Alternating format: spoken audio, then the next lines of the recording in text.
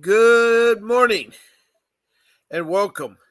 It's a rainy day in California today. Um, we usually don't get rain, so I get excited every time we do get rain, but we've had rain and snow in California so much that our reservoirs are filling up and our lakes are filling up and we got water, which is something we desperately need. That's great. So I want to welcome everybody out there. We have a special guest today, Faye Manning from Kentucky. I think it's Raymore, Kentucky. Am I right? It's Richmond. Oh, Richmond. I always get that confused. I don't know why, but Richmond, Kentucky. I think of Richmond, Virginia, maybe, but Richmond. Okay, it's Richmond, Kentucky, and she's been on before, and we'll be talking in a second here. I like to go over a couple things about this podcast. This is live from California. It's produced by Vincent W. Davis Associates, a law firm in Southern California, and it has many lawyers for the law firm. So if you need something in specialty, there's all kinds of laws there. It's all represented. The one we talk about, though, is dependency or family law. And that is a real important one for all you out there because you're involved with child protection services, which I'm afraid isn't what you think it should be or could be, or maybe you had a good story and you tell me something better, but it seems like it's affecting everybody out there. It affected me. I'm going on 14 years fighting CPS, and every time I talk on the show, the thing I get more and more close to why my children were stolen and why I had to go through what I had to go through. It's a horrible, horrible experience. But if you like to be, this podcast is active, meaning that you can interactive with me by texting me a comment. I love to hear about your comments. I try to address them on the show. All I ask is you put your name and the city and state you're from. If you're from another country, that's fine too, because I've had Australia, Canada, United Kingdom, and Ghana talk on the show or text me on the show before. So we're open to all CPS matters in the world. It's a horrible thing out there. There is a need for CPS workers, and but there's also a need for fairness. And it seems like right now the child protection services is not really being fair to us parents on there. Now, that's one way to get interactive. Another way is being like a guest speaker. And today we have Faye from Richmond, Kentucky, and she'll be talking shortly. But if you want to get on the show, all you have to do is email my producer. And thank goodness I have my producer. She keeps me in line. She works really hard on the show. You email her at grace@vincentwdavis.com. That's Grace, Grace, at vincentwdavis.com. It's shown on the bottom of your of the video that is shown there, and she will set you up. I'm on 14 times a week, 2 times a day, 7 days a week, and I have a morning show and an evening show. My morning show starts at 10, ends at 11 Pacific Standard Time. The evening show starts at 7 and ends at 8 Pacific Standard Time. There may be times that we change or deviate from that time. I know one time on Sunday, I start a half an hour later because of another podcast. So those are the show times, and you just pick one, and Grace will help you get on. We're broadcasting on YouTube. We use the application called StreamYard, and that's how we communicate on here. So that's another way. And then when I don't have a guest, I have you call my work number, and you can call me and talk and become a guest too. So that's the third way. But I would like to really emphasize something really important. It's my rule number 1. It's the one I talk about all the time. You're in a strange agency. It's a federal agency. It's mandated by law to protect our children from neglect and physical abuse. It also is supposed to be about family reunification.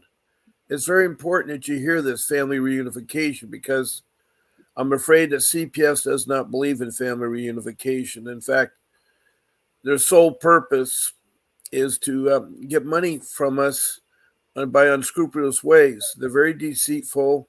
They're not transparent.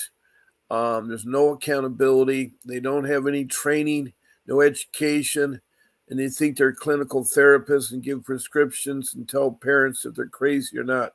And it seems like every case that you get, and this is over 100 people I talked to, including myself, they automatically take the children when they come into your home. They think all the children is in imminent danger, which is not the case. Yes, there are horrible cases out there.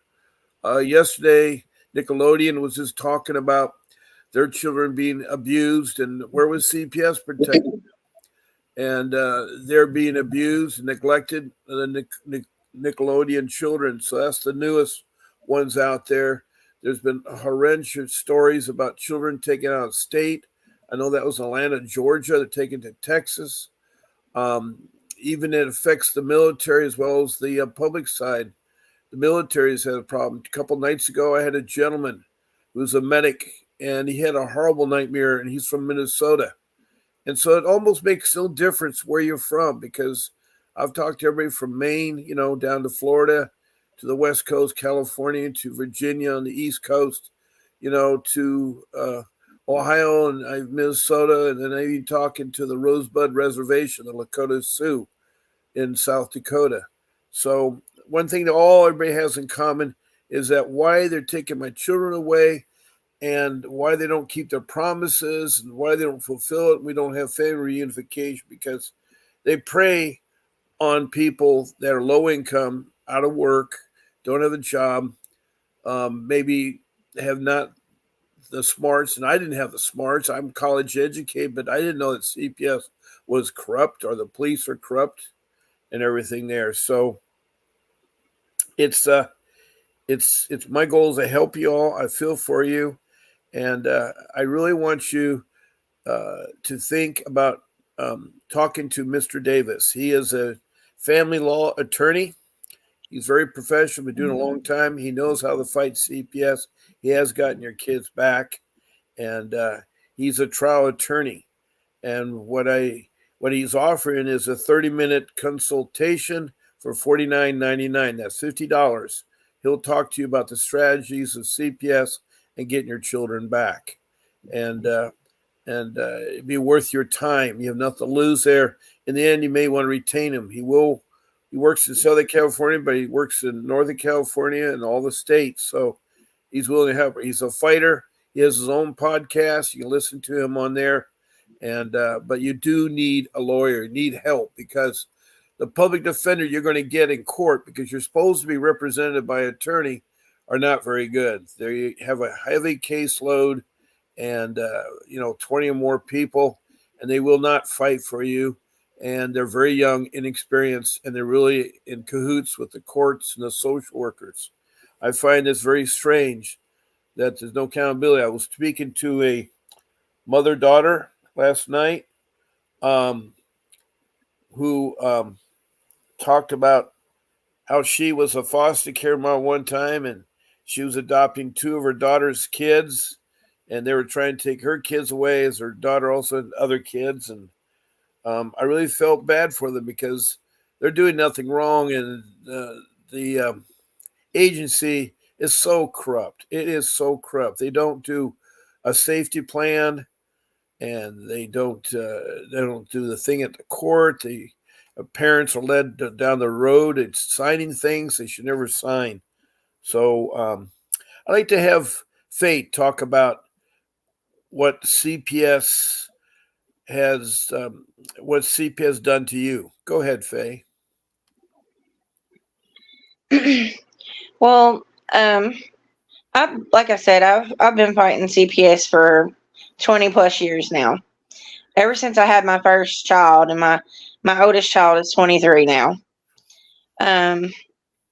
They succeeded in taking him once, and then I had to fight for about 9 years to get him back from my abuser, which was my biological mom. And then after I got him back, 3 years after the fact, I had another child. And once I had that child and came home from the hospital with her, um, a situation happened with my son, and CPS got called again, and they came to my house. And the same day they came to my house, they walked out the door with both my kids. No signed warrants, no court orders, no nothing, and took my kids and put me through 4.5 years of absolute hell getting, just to try to get my kids back. And I did everything that they asked me to do. I went above and beyond what they asked me to do. I had my whole entire return to parent plan, case plan done in 4 months, yet they still dragged my case out for 4 years. I did succeed in getting one child back home, but they were allowed to keep my second child and let the foster mom adopt her. So it was fit to raise my older child, but not my baby. Now, how did they let you? I have a question. How did they take your second child, your youngest? Well, because they took them both on the same day Well, together. yeah, but then they gave you your oldest one. How come they didn't give back your youngest one? They said because where the kids had been in foster care for 4 years, even though that wasn't my fault, the cabinet dragged my case out for 4 years.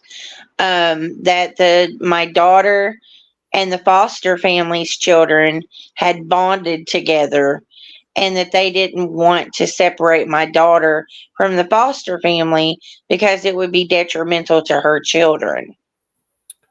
What about the detrimental to you as a mom or her biological?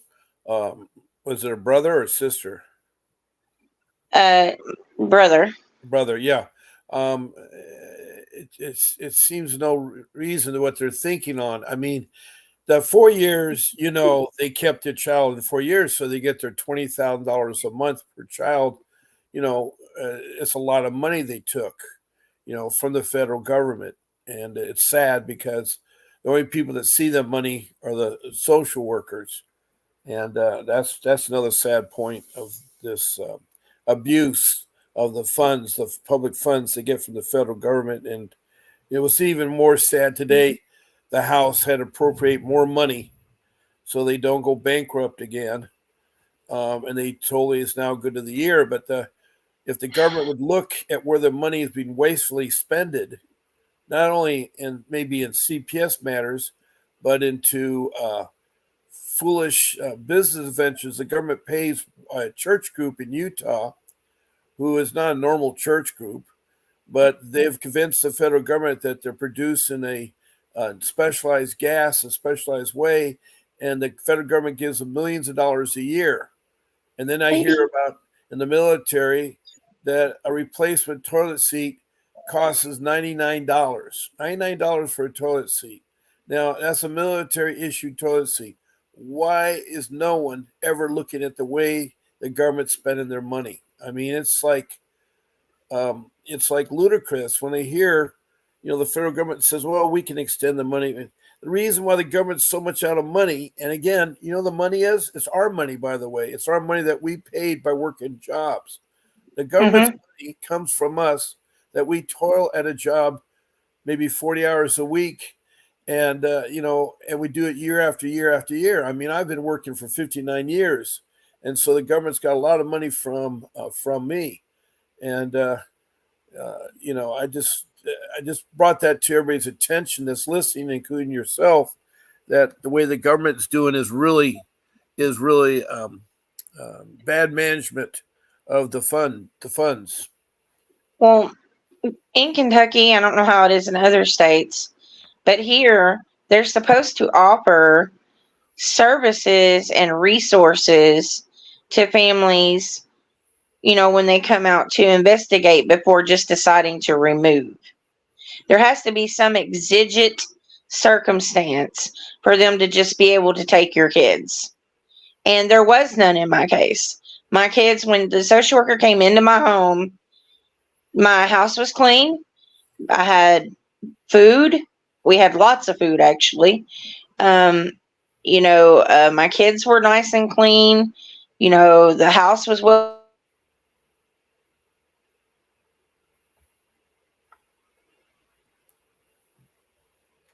There may be a pause in the internet. It's okay, Leah. I'll wait right here.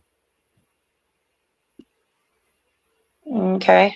There you go. I think was that on your end? Okay, sorry. It may have been on my end. I don't know. I mean, I'm having rain right now, so I don't know if that affects the internet, but I'm Yeah, fiber optic connected, so and it's supposed to be 500 baud per second. So yeah, I think it was on your end.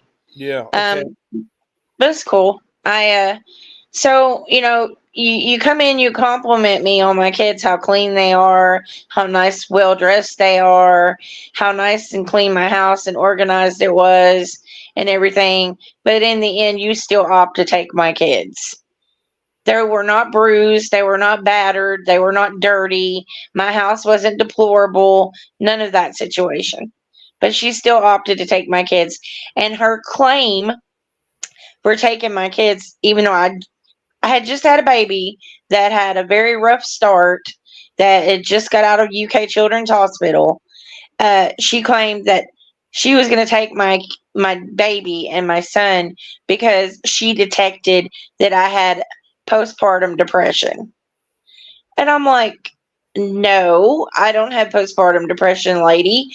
I just got home with a baby that was born very unwell, just got out of the hospital, and it's been a stressful time for everybody. But that doesn't make me depressed. You know what? And if you knew back then, which you wouldn't, now telling everybody out there, that's my rule number 3 is you don't talk to social workers. You don't let them in your home because Well, they will turn it against you. I mean, it's not your fault. I did the same thing. I'm just telling you that mhm, I tell people do not talk to social workers. Do not let them in your home. They have to have a warrant to come in there. Plus, they got to find to take a child out. It says they have to have imminent danger, meaning yeah, if you're still beating the child and slam the child against the wall, that's imminent danger. But if you're tired or if your child is a little fussy, that's not imminent danger. That is their right, I they use this word all the time, imminent danger. And if you look up the definition of imminent danger, it means someone that is having bodily harm to them at that time. They're being strangled, being suffocated, being hit, or whatever the case would be. It isn't because the child is restless or had a hard day at work or you come back from your hospital and I mean they took away my children because they thought that my parents' belongings, which were boxes and furniture stacked in my house, because my parents were dying, they asked me to take care of them, and I didn't have a job to put it into storage or pay someone to sort through it. They thought that belongings were going to attack my children. So, what imminent danger was that? That was their imminent danger that they defined. And that's what I was right, accused of is negligent. And further, it was detailed in the report that because of the my parents' belongings were stacked too high. And so, what I'm getting at is that the real reason these social workers are doing what they're doing is for the bottom line is to make that money. And in my case, in Southern California, at the um, social the Child Protection Services main office.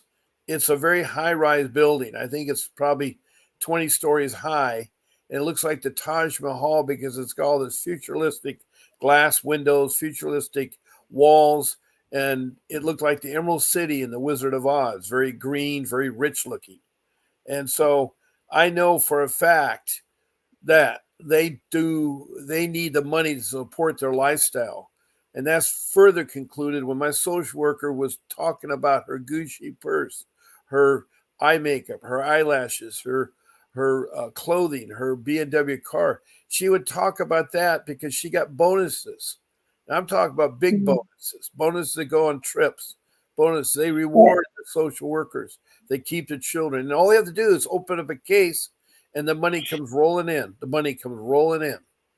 Yeah, my social worker, one of them, on our case, well, when they decided that my daughter was going to stay with the foster to adopt mom, the social worker that was over my kids got promoted from licensed clinician social worker 1 to adoption specialist 1.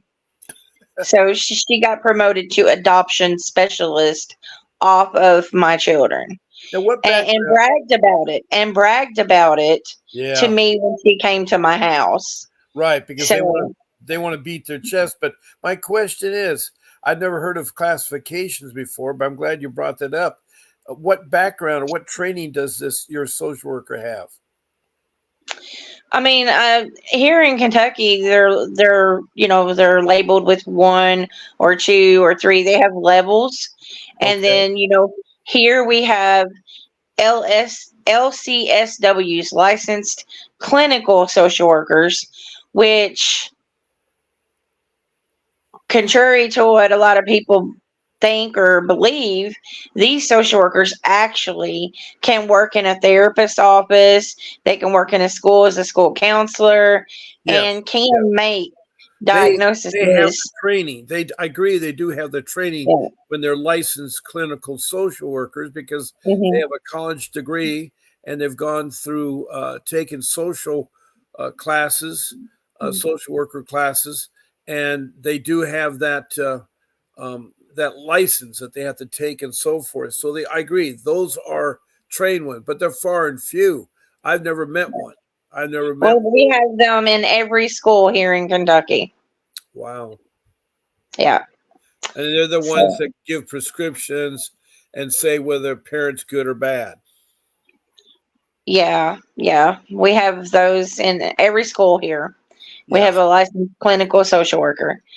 Um, but getting back to what went on with me, I was never arrested or charged with any crime. Um, I was not allowed to be in my shelter care hearing or toward the end of the case in my TPR hearing. okay. So those were held without me being there. What is a CPR hearing? What's CPR? I know it stands in medical terms for cardio No, resuscitation. I'm saying TPR. Oh, TBR. I've heard this. Now, what does that stand for? TBR. Termination of parental rights. Wow. Now, Mm. how soon do they do the termination of parental rights? Well, in Kentucky, it can be anywhere from 6 months to 22 months, depending on the age of the child. They never got that far with me. Of course, they told our daughter to divorce us as parents. The social Hmm. worker told her to do that. They also told our daughter to change her last name and to seal her birth certificate because she was 12 at the time and she didn't know any of those things. She didn't know any of those things. Right. Yeah. So, termination of parental rights, TPR. Okay. I Hmm. learned something new, Faye. I mean, that's what I like about this show. No matter how many times I do it, it's not the same. I'm learning something all the time. And with you aboard, it's like it's great. I'm glad that you took your time out of your hectic day to talk on my show. Yeah. So the judge and the CPS and their attorney and my attorney all were in the courtroom having my hearing while I sat outside in the lobby.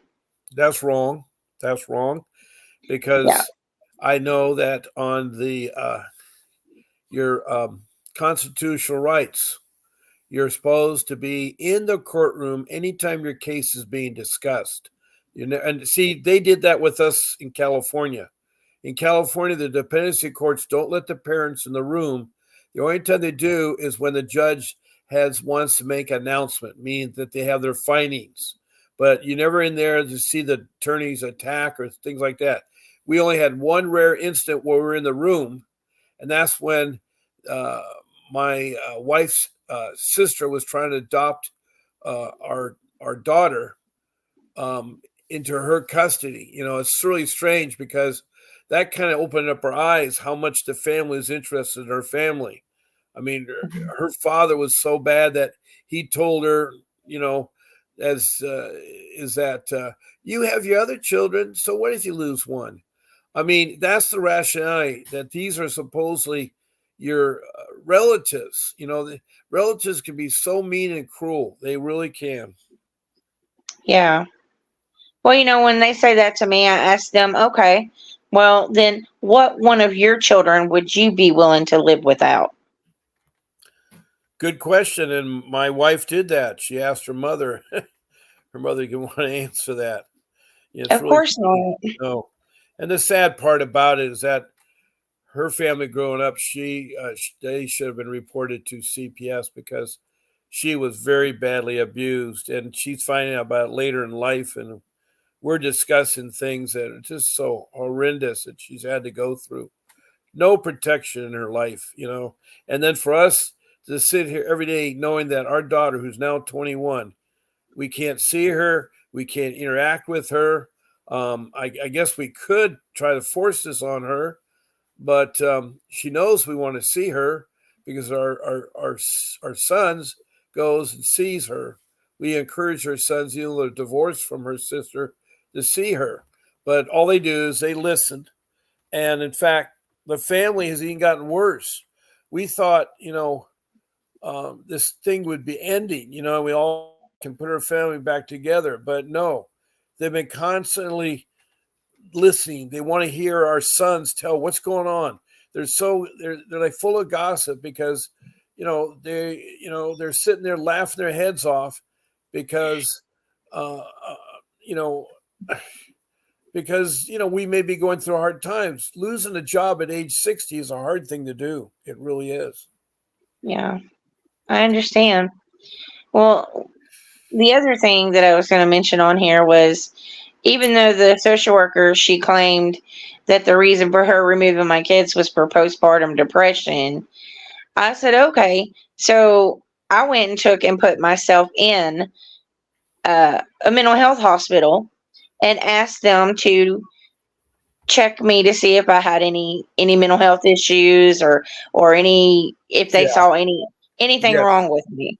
So Yes. I actually checked myself in and stayed in for 8 days because that was mandatory once you checked yourself in. I stayed in there for 8 days, and during the 8 days that I was in there, I had constant nursing staff coming up to me like, why are you here? I'm like, well, because social services took my kids and claimed that I was exhibiting postpartum depression and told me that if I wanted to get my kids back, that I would need to go get myself treated. So that's why I'm here. And she's like, you do not belong here. She says, I have not seen one thing since you've been here that looks even remotely like postpartum depression or depression for that matter. Right. She said, as a matter of fact, I'm going to push you ahead to see the doctor so that you can get out of here. Oh, that was great. And that's what she did. I seen the doctor that day, that morning when he came in, and by the afternoon, he was letting me sign myself out. Okay. And he put in the paperwork that this mother is not exhibiting any depression or any postpartum psychosis. And did you show that to the child Yep, protection? yep. It was given a copy to child protection. It was, of course, I kept a copy for myself, and it was put in my file so that the judge could see it. But yet, it didn't matter. The judge didn't care. Mm, He mm. still went with what CPS wanted to do, regardless. The judge So, didn't. Sheesh. Do you yeah, find out so the background? Do you find out the background of that judge? Do you know what his background was? he's oh man, I don't even know where to start about that judge. He's always been a bad judge, but Kentucky is known for re-electing bad judges, bad politicians, bad social workers, bad this, bad that. We're notorious for it. Wow. Yeah. Well, this being So, I election mean, year, maybe you can change it and vote for a better judge. well, yeah, I mean, you can, but when the majority of Kentucky continues to vote for the same bad players, one person don't really matter. Well, I'm sorry to hear about that. I'm also sorry that Kentucky lost in March Madness because they were favored to win. Yeah, So, I'm not a Kentucky fan, period. I know. I'm just Yeah. saying that they're not perfect, but anyway. Um, so you have a bad judge. You were found that you were not postpartum and anything like that, and they still didn't believe you.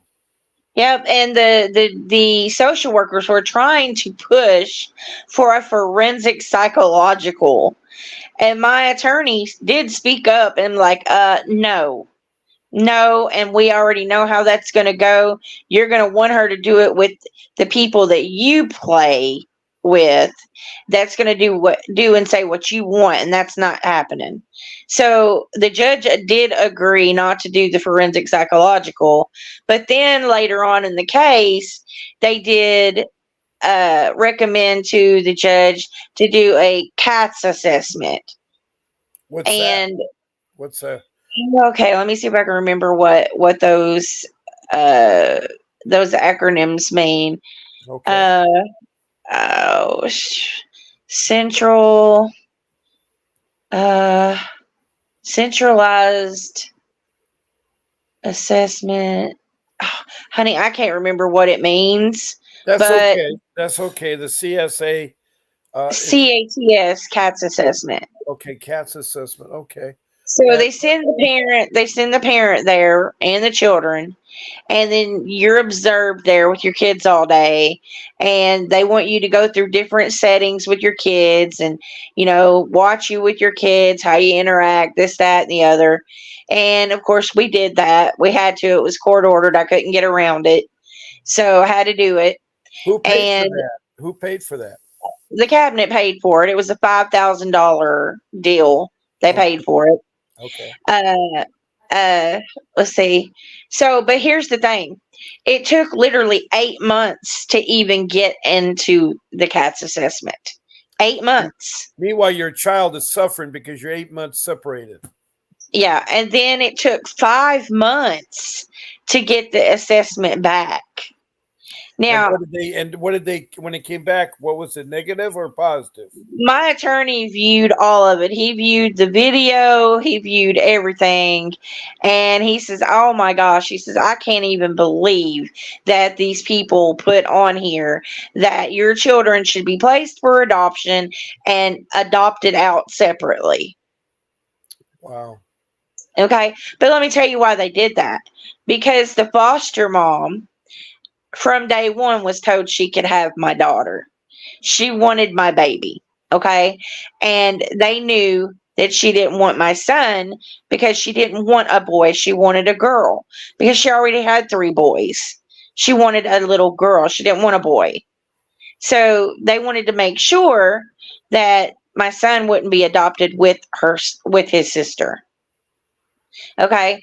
But the way it turned out is in the end, they gave me back my son because, well, he was hard to deal with. None of the fosters could handle him because he's autistic and he, has behaviors that come along with that. And basically, the judge felt like that he would be better off with me. But you're telling me that I'm not fit to raise my daughter because of whatever it is you all think in your opinions, but it's okay. We'll send the boy back with you because, we can't deal with him. So, the way I look at that is you can't be fit and unfit at the same time. Yeah, I agree. You cannot be. Yeah, I agree. I agree. So if I was good enough to raise my son with exceptional needs and him being autistic and having lots of behavioral issues, then Mm-hmm. I should be able to raise my newborn, my baby, that didn't have any of those issues. Now, was the biological father involved with your child? My children have two separate dads. Okay, were they One of the fathers was in prison right? because he beat up his wife. Not The you, other thought, not you. Huh? no, not me. We weren't married. And then Well, this, okay, but the, he was seeing you. Did you know that he beat up his wife? well, no, because we weren't together. I just knew that's why he was in prison. But then, how do you have your child? I mean, I'm We lost. had a kid together, and then we separated, and he married. Oh. So at the time, he acted normally with you. Yeah, we didn't have. I mean, we had tiffs here and there and arguments and stuff, but he never beat me. Okay. Why do The you, you why do you know guys leave? Why do you guys leave? Well, because he had an alcohol issue and other issues, and I wasn't going to put myself or my kids through that mess. Was he a good dad So, with the kids? um, no, after we split up, he didn't have anything to do with Oh them. no, I mean before you split up, was he a good dad with the kids? Well, I was pregnant. Oh, so he never was with your child when he was born. No, Oh my! You had the child all alone? I mean, I had people there with me, but it wasn't him. No, I mean, yeah, I mean, you didn't have a husband or a man or somebody. Oh, I'm so sorry. I didn't know that. I just wow. Yeah, that's okay. And then my So second daughter, he goes off, marries somebody, and then he goes to prison because he beat her up. yeah, he beat her up really bad, and he went to Thank prison for goodness. it. Thank goodness you left him. That was smart of you. Wow. Yeah. Well, it was things that was leading up to it, and later on, I knew that the alcohol and the other things he was doing would eventually lead to that. So that's why I got away from him. Now my second child's dad, we weren't really a couple. It was just I was told after I had my first child I couldn't have no more kids, and my daughter actually was a miracle baby. You know, Okay. I never thought that I would ever have another child. That's why my kids are 11 years apart. Okay. Okay. So I ended up pregnant, and that was a shock. And wasn't trying, definitely wasn't trying to have another child because I knew that taking care of my son with all of his issues and stuff, Full adding time another job. child to that would be difficult. Right. Yeah. You Right. know, but I did. I ended up pregnant with her, and her dad. Well, we weren't a couple, and he basically just did his own thing. So you've been You raising know, two children by yourself. yeah, and I was doing just fine. I mean, I went to Doesn't the college. Child Protection Services recognize how difficult it is to raise a children by yourself? I Well, mean, they don't care about that. it's really it's you just understand. Like my wife, she was raising a child going to college, and she was That's me. I was going to college. I went to college. I put myself through, nursing school. I got my CNA certificate, and I had a nice apartment in a nice neighborhood. I had a car. I had all that stuff. You know, um, But in CPS's eyes, if you have bad relationships, then a uh, you have a bad character about yourself for choosing bad men. oh, and because you choose bad man, they're saying you can't be a good mother to your child. Oh, good grief! Yeah, they They say must it's a be in the dark pre. ages. They're in the dark ages. Gee. They say it's a precursor to neglect and a precursor to abuse and things like that. I guess you call it the crystal ball of um, future harm, is what they say. Okay. So, but I've had my son back, and he's graduated high school. He's not got no kids, and he's 23. He's not out here doing mischief or creating any criminal activity or anything like that. So I think they were wrong. Well, they definitely are. I mean, just hearing you talk in a calm manner and to realize that you're taking care of these two children, one child needs a lot of help. It just amazes Yeah. me that CPS people in Kentucky are that dumb. They are Well, that. see, I had him in all kinds of programs too, even before they took him.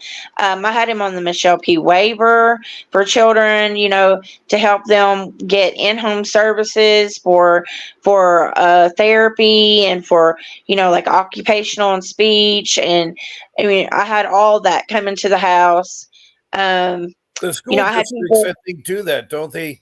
Help out with uh, autistic kids. The school districts, They do. He was in special education classes, right, and right, through right, special ed, he got you know PT, OT, speech therapy, and things like that there. right, But right.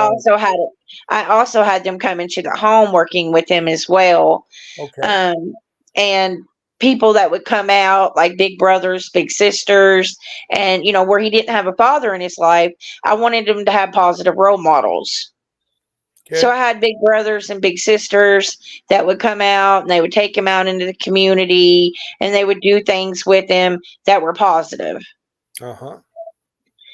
But none of those things mattered when it came to CPS. So, Yeah, I just wow, it just amazes me um, that and these people are clinical therapists working as CPS uh, work. yeah, some social workers in Kentucky are licensed clinical What social about the workers. ones that worked with you? Were they clinical social workers? The worker that came to the house that day was a licensed clinical social worker Gee. with a trainee that was with her training to be a social worker. Hmm. Yeah. So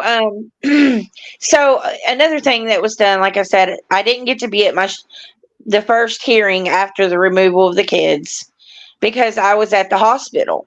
Okay. So they had that without me there. So I never got to argue why I felt like my kids shouldn't have been removed from my home. And then the judge just ruled without me being there. And so my kids, were continued to stay in the foster care system. And then uh, in the first court affidavit that the social worker wrote, she wrote that I didn't even have custody of my son, which was crazy, outrageously wrong, and it was a lie because I had paperwork from the judge that signed off on my kids staying in foster care when they removed them. He had signed prior for me to have sole custody of my son. So You when need. we went to court, Mhm. I said, Your Honor, I said, it says in the court paperwork that I don't have custody of my son, but I have papers right here signed from you that I have sole custody. So how could that be true? And what did he say? He says, You do. Can I see him? I said, Yes. I said, You don't remember signing this? And No. he says, Wow. He says, Okay, well, then we'll have to remove the neglect charge and change it to dependency. Oh, geez. Yeah, because they had me charged with 2 counts of neglect. And he says, Well, we'll remove the neglect on the boy and put him down as dependency. What is meant by dependency? A child, I guess, in need of care, I guess. I don't know. I can't remember exactly what dependency means. Okay. Meanwhile, how are your children adjusting all this jiggling around? How Well, they? I don't know. I don't have my daughter, so I don't know how she adjusts to anything. She was When was the adopted. last time you talked to your daughter? I don't get to talk to her. I don't get to see her. I don't get anything. Just it's like she died. Yeah, well, that's what we have with our daughter. We don't get to talk to her, but it was never dependency. So it was the social worker saying, "You." The social worker said during part of the events that my wife told me, the social worker said, "You'll never see your daughter again." Mm. That is a really threatening remark that a social worker can make. I mean, that to me is very, very bad. Well, another point I want to point out is the CATS assessment that I spoke about a little bit ago. Right. You know, in court, the judge, when we were speaking on the CATS assessment and how that turned out and what was said in it, the judge says, "Oh, well, it doesn't surprise me that they erred against the parent and not returning the child and placing them for adoption." He said, "Usually that's how these assessments go anyway." I'm like, are you seriously sitting here in court admitting that these are rigged? Are you serious? Oh boy. He blatantly admitted that they never turn out in the parents' favor and they almost always opt for adoption. And then yet he still used it to go against me and terminate my rights. Hmm. I just couldn't believe it. I was just, Now this my mind was blown. right, yeah, but now this you say you have an attorney. Is this a public defender or a professional attorney? No, no, this was a paid attorney, okay? But Okay. you got to understand something about Kentucky. Kentucky attorneys will only fight so hard up against CPS in Kentucky. Okay. Because I'm going to tell you why. Kentucky CPS retaliates against attorneys. Wow. In Kentucky, there was an attorney named Bob Bishop. He handled a black lady's case named Vanessa Shanks out of Hardin, Kentucky. CPS came in and removed her kids and shouldn't have. He took her case, won it, and they went in and removed that attorney's kids. Wow. You're kidding me. No, They nope. And it was retaliated on the to news. move the attorney's kids because Yes, uh, yes. It was why did it was they on the news. It and was why did on they the remove, news. yeah, why did they remove his kids? What grounds would they remove his kids? Just because they were ticked off that he won her kids back and made them look stupid. Yeah, but didn't he fight to have his kids not be taken away? I mean, he had to go to court against them, and of course, he got them back, but they still Oh, removed his kids. wow. So, Didn't a attorneys, congressman or a senator pick up on this? And you know, did a complaint get filed? I mean, I don't know all the details of all of that. I just know that now Bob Bishop no longer takes CPS or family court cases That's the sad. because of it. Yeah. Yeah. Well, yeah. Vincent Davis ran into a little snafu in Bakersfield, where Bakersfield told him, if you come back, you will lose your license. So I know Oh, that yeah. courts. Yeah. I know Yeah, that. they do that here. They do that here. It's called blacklisting you. Right. They want to Yeah. blacklist you. Yeah. Yep. They're very corrupt. So it tells me, Faye, that the only way they're going to straighten this whole mess is have our Congress senators or representatives fight this at Congress and make changes. Well, there's a lot to that because I'm going to tell you this. I have been writing senators, congressmen, legislators. Right.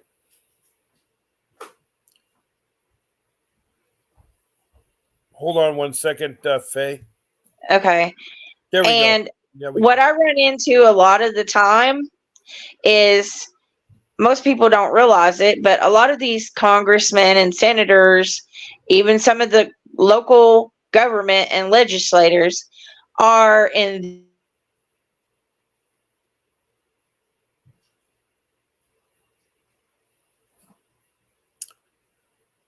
Okay, RN. You left F, RN.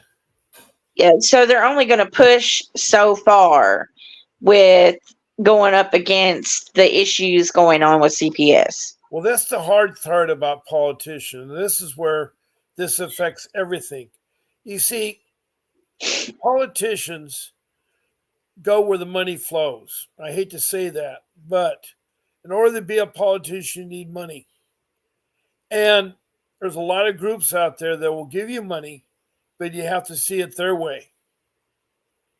Now, if you look at the president's election right now, you have one person that is a politician, one person is a businessman. And the businessman said he will not take a salary for being president.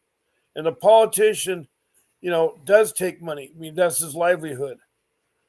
But as I was watching this whole thing about money, and I know that that's what the whole root of the whole thing is that we have a Congress that doesn't do anything. It took them to 2 o'clock this morning to pass a simple bill that keep the United States from going bankrupt. I mean, how can we give money to other countries when we're on the verge of bankruptcy? I know why we're giving money. I mean, but it trickles all down from the top to bottom, and I mean, I'm trying to see a solution to all this, and I really, it's really mind-boggling because if you get rid of the politicians, and who's your representatives? I mean, you need some in there, but then you need politicians with scruples. And Right. how many politicians have scruples? I mean, they're right now trying to railroad a politician right now, saying he can't run for president, and they want to bankrupt him and want to tell him he's got 92 cases against him. I mean, I never heard of that. I mean, of all the presidents running for elections, I never heard of someone have 92 cases and have to pay $500 million in 2 days. I mean, I sit there and just wonder, is that this whole, I mean, it's, and then you got a country, Ukraine, who depends on our money, our help for military needs, having their grandparents and their people that survived World War II being blown out of their apartment. I mean, Yeah, just sad. the other days, this country that elected this president the eighth time, um, you know, is had a terrorist activity in their mall. Now they're blaming the country that they're blowing up, and it's just mind boggling. Um, I just want to know if there's something there that we can grasp on. I mean, how do we fight this? How do we turn it around so that there is a board of directors, a In board of in my supervisors? in my humble opinion, I don't think that there is anything that can salvage the mess that is unprotective services. Yeah, I really don't. I think the whole organization needs to be shut down and a new organization needs to be formed with people that have extensive training and at least uh, uh, 6 years of social services, training, college, it needs degrees. to be like 10 years of following a mentor, meaning that they have to follow someone for 10 years. Yeah, and Make a decision. there needs to be evaluations. They cannot be a social worker if they have a criminal record of Yeah. any type. There needs to be evaluations for mental health every quarter, Hmm. and things like that. I need And certification. They got to have a license that's good for so many years or months or something, and they have to be and researched. they yes, they have to be licensed and it has to be, renewed, at least annually or whatever. And there also needs to be a separate entity from the organization that, is put in place, A watchdog. of A watchdog. that has, yes, and it cannot be people that are involved with the agency. It has For to getting be kickbacks. For separate from getting it. kickbacks. You see, Yes. the bottom line, no matter what profession we're talking about, what are we talking about, is all the perks and kickbacks that people get sometimes. I mean, even when Yeah. I worked in construction, I had, um, subcontractors bribe me all the time because they want me to use them, and I always use the competitive bidding process. I say that I take three bids on any trade or any material. I get three quotes, and the lowest one wins. I will not be bartered by extra lunches or gifts, a trip to around the world or something like that, because in my construction business, there's corruption all the time. And I see Right. it and I see the state being corrupted by Oh, general contractors, taking out committee members and stuff. And I was on the committee of the state of California, and I saw it firsthand, and I was shocked. I mean, it's not only CPS; it's every profession. I don't know if we have scruples or what. well, um, I lost my train of thought. Sorry, give me a second. That's okay. We got about 4 minutes left, so I want to tell you on our time. Yeah, I don't know. I completely forgot what I was going to say. So, We're talking about scruples. We're talking about people yeah. that getting kickbacks, and you wanted to Oh, have. okay, I remember. I remember now. Another Okay, thing in Kentucky, we parents, when we're being wronged by CPS or having something done to us in our case that violates our rights, we have nowhere to complain because the ombudsman office here in Kentucky is like the the they're social workers. well, So they're, when you they're pals. They're pals. The ombudsmen do not do what they're supposed to do. Well, yeah, but the ombudsman's office is basically social workers taking complaints about social workers. Yeah, So, of course, they're not going to take any of your complaints serious about their coworkers because birds of a feather flock together. right. Good point. Good point. So we have no way to get anything done when, there's a legitimate complaint. Yeah, yeah. So it's really difficult. And I mean, uh there was so much bad stuff done in my case, but in order for me to talk about that, I would have to have more than a full hour with just me Well, telling about it. you can have a full week. I don't mind if you're on my show. I mean, I'm on Yeah. twice a day, so you're welcome. Yeah. You're welcome to any of my 14 shows. Fill them up because I've gone days with no guest speakers, and people are getting so Oh, tired of me hearing about my same sad story. And, yeah. it's kind of hard to relate a guy in California to someone like, say, in Minnesota. You know, it's kind of like night and day, and it's kind of hard to relate that. I mean, we both experienced a bad agency and both that, but it's it is sad out there. There's no question about that. And I'll say one more thing before we go. In Sure. Kentucky too, uh things with CPS are kept hush hush off the news most of the times. Usually, the only thing you'll see on the news about Kentucky is when a social worker goes in and saves a child from a deplorable situation. Right. Okay. Rarely do you hear when a social worker's arrested, like my social worker was, for beating her own kids. Um, Wow. rarely do you see anything. So much so that for the newspaper and for the TV stations to be able to air anything about CPS, they have to take them to court and sue them for through the Freedom of Information Act in Yes. court. Yes. Yes. Yeah.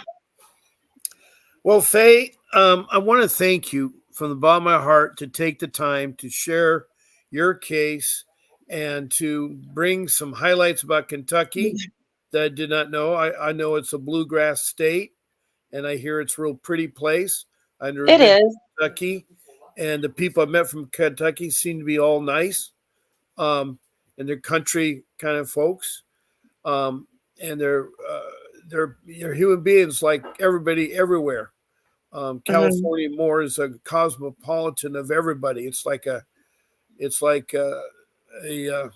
wouldn't call very it, diverse. yeah, I wouldn't call it a cesspool because I'm now downplaying it, but it's a pool of a mixture of everything that you can think of. Everything here has happened. So with that being said, I hope you come back again, even tonight if you want to, or tomorrow, the next day.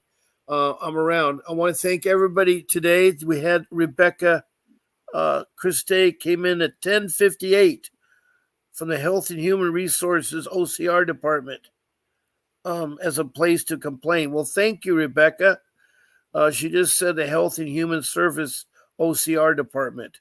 Well, that's really nice, Rebecca. I don't know what city and state you are, but I'm glad you came. So we had two. Well, we had one today and had you as a guest. So thank you again. God bless all of you.